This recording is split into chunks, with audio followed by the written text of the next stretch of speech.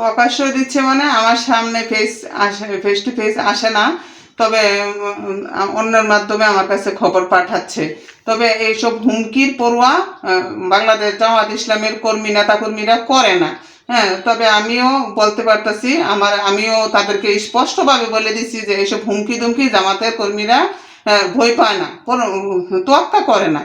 তো তাদেরকে এই নির্দেশনা দেওয়া হয়েছে। আমিও বলে দিছি, আপনারা যেমন দেশের নাগরিক, আমরা তো এরকম দেশের নাগরিক, আপনাদের যেরকম অধিকার আছে আমাদের তেমন অধিকার আছে।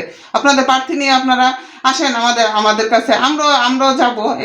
এটা নিয়ে এত মাখামাখি করার কোনো কাজ নাই। সেজন্য আপনারা বি কেয়ারফুল থাকবেন, আমাদের ব্যাপারে আর কোনো নাক গলাবেন না। আমরা আমাদের মতো কাজ করতে দেন, আপনারা আপনাদের মতো কাজ করেন। আমরা প্রার্থীদেরকে নিয়ে আমরা কাজ করব, আপনারা আপনার প্রার্থীদেরকে নিয়ে কাজ করেন, এটাই স্বাভাবিক।